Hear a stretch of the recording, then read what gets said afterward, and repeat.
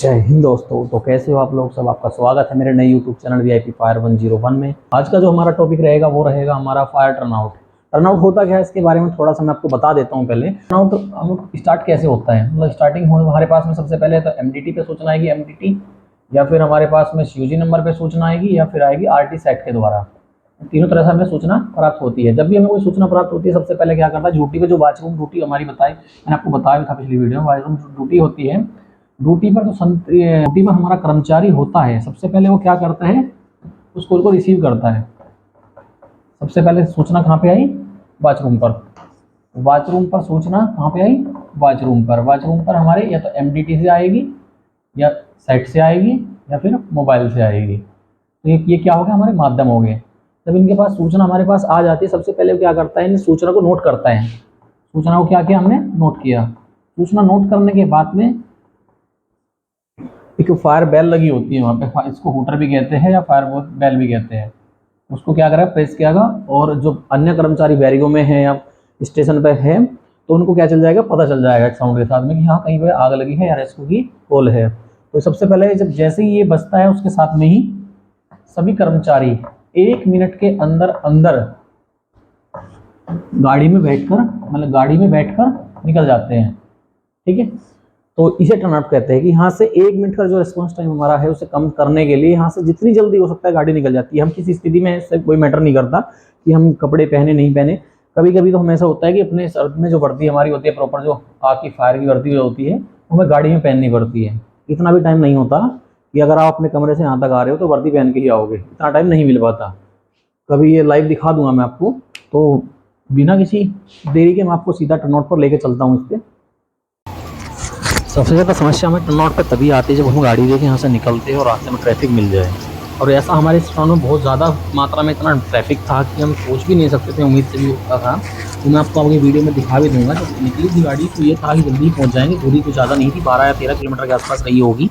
तो मैं खुद भी गाड़ी में सवार था। तो जैसे जैसे हम आगे बढ़ते रहे तो गाड़ी जो है चोपले से क्रॉस करके हमने जैसे ही हाईवे पे गाड़ी ली तो जो सामने वाला सीन था देखने लायक था कि इतनी उम्मीद हमने नहीं की थी, किसी ने भी नहीं की थी। और साथ में जो हमारे एलएफएम सर थे तो रास्ते में अपनी वर्दी चेंज कर रहे थे, क्योंकि टाइम तो आपको बताया था मैंने, नहीं मिल पाता, किसी को भी नहीं मिल पाता कि ये है कि किसी को मिल जाएगा किसी को नहीं मिल जाएगा। इसमें पूरे में हम जो टोटल पहली गाड़ी का टर्नआउट जो हमारा हुआ था उसमें हम 5 मेंबर गए थे, मतलब 3 फायरमैन, और फायरमैन में एक रिक्रूट फायरमैन था, 2 फायरमैन थे और एक एलएफएम और एक ड्राइवर साहब। तो जैसे ही मैंने आपको बताया था चोपले से टर्न लेते ही तो जो स्थिति हमें जाम की मिली, जैसे हम हाईवे पे NH9 पे निकले तो महसूस तो हमें हो रहा था कि आज लेट हो सकते हैं, क्योंकि रात्रि का समय था और थोड़ी हल्की हल्की भीड़ जो है उनको भीड़ दिखाई देने लगी थी स्टार्टिंग से ही कि हो सकता है कहीं वो ना हो जाए।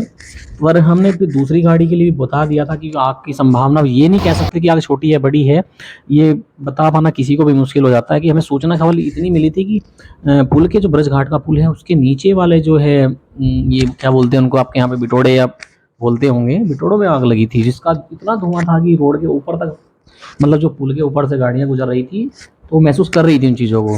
तो हमें जो सूचना मिली थी वो चौकी से, ब्रजघाट चौकी से ही मिली थी।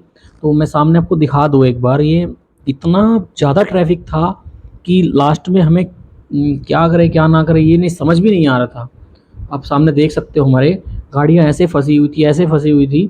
और ये भैया जो थे आपके पंच वाले, तो ये भैया तो बड़े बेवकूफ़ थे। इन्होंने क्या किया, गाड़ी बैक करके जब जैसे हमें गाड़ी साइड में लाए तो गाड़ी आगे लगा दी। कि बेवकूफ़ के बारे में तो मैं क्या ही बोलूँगा, बिल्कुल बेवकूफ़ है। इनको साफ साफ दिख रहा है कि इस गाड़ी इमरजेंसी गाड़ी जा रही है 100 अग्निशमन की, और साथ साथ आपको इनको पता भी है हूटर भी यूज़ हो रहा था, लाइट भी, ब्लिंकर भी बार बार हम ब्लिंक करवा रहे थे, पर इनको नहीं दिखाई दिया। लास्ट में हमको उनको नीचे उतर के बोलना पड़ा कि भैया कुछ तमीज़ है कुछ नहीं है, तब जाके गाड़ी उनकी साइड में करी।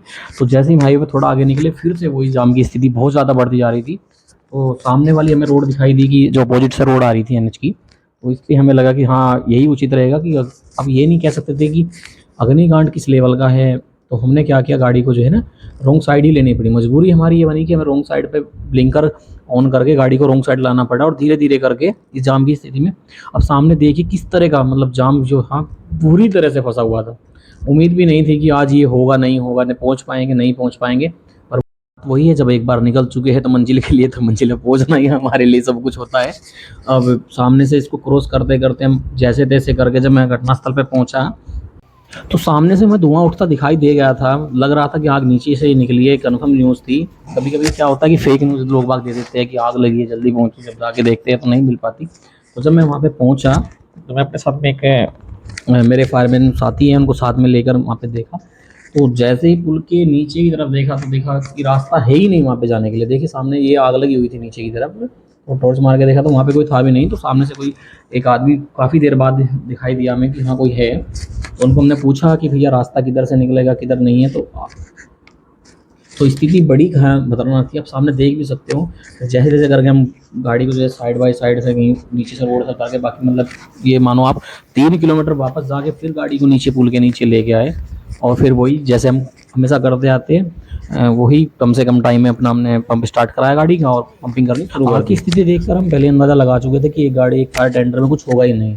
तो हमने जो थे आसपास की जितनी भी हमारी गाड़ियाँ थी सबको फ़ोन करा दिया था कि आप भी गाड़ी लेकर निकल जाइए, और हाईवे पर जाम है तो इसलिए जल्दी करेंगे, आप निकल जाइए तुरंत ही, क्योंकि आपको भी आने में टाइम लग जाएगा। उसके बाद में मेरे इतने साल के अनुभव में मैंने एक चीज़ देखी कि आग को बुझाने से बेटर तरीका ये है कि जिस तरफ आग बढ़ रही हो और उसको फ्यूल मिल रहा हो, सबसे पहले आप उसको ख़त्म कीजिए। तो मैंने भी ऐसे ही किया था दादा के साथ मिल के। तो हमने क्या किया, जहाँ से आग बढ़ रही थी, जिस साइड में फ्यूल नहीं है तो उस साइड तो मतलब ही नहीं होता कि आग बढ़ेगी नहीं बढ़ेगी, तो हमने फ्यूल की तरफ से जो है आग को पहले कवर करना शुरू कर दिया। और उसी बीच में हमारी जो गाड़ी का था पानी ख़त्म भी हो गया था। फिर हमने दूसरा उपाय हमारे पास ये था कि हमारे पास में जो ब्रज घाट के नीचे थे गंगा जी, तो हमें नज़दीक ही हम पानी मिल चुका था। तो हमने क्या किया, अपना पंप मंगाकर वहाँ फायर स्टेशन से, तो उससे अपना पंप से पानी डायरेक्ट लिया बिना फायर टेंडर के, और डायरेक्ट उससे आग बुझानी शुरू कर दी। ये पिछले कई महीनों को तो नहीं कहूँगा, कई सालों की बड़ी आग थी जो इस प्रकार में इतना टाइम ले चुकी थी हमारा। काफ़ी मशक्क़त के बाद में हमने दूसरी गाड़ी भी हमारी आ चुकी थी, और मतलब 2 गाड़ियाँ और एक पंप के साथ में हमने पंपिंग कर आग को पूरा बुझाना पड़ा, क्योंकि वहाँ पे जितने आदमी आए हुए थे जिन जिन के बिटोड़े थे जलने वाले, तो वो भी सब चले गए थे क्योंकि रात्रि इतनी हो चुकी थी। क्योंकि हमें भी आप ये मान के चलो, जब हम 9:30 बजे यहाँ से निकले थे और वापसी जो हमारी हुई थी 5:30 बजे हुई थी दिन में, तो स्थिति बहुत ख़राब हो चुकी थी। पर क्या करें, काम तो करना ही था। तो लास्ट और अंदाज़ा हम ये लगा रहे थे आग बुझाने के बाद जहाँ वहाँ से निकले, तो अंदाज़ा यही था कि यहाँ जाम अब तक क्लियर हो चुका होगा। पर आप यकीन मानो कि जितना था उससे भी 2 गुना जाम बढ़ चुका था। रात्रि में आने वाले में जो हमारी हालत ख़राब हुई थी तो वो तो हम ही जानते हैं। तो इसी के साथ मैं आप लोग ख़त्म करना चाहूँगा। जय हिंद, जय भारत। जाने से पहले सब्सक्राइब कर दीजिए चैनल को। धन्यवाद।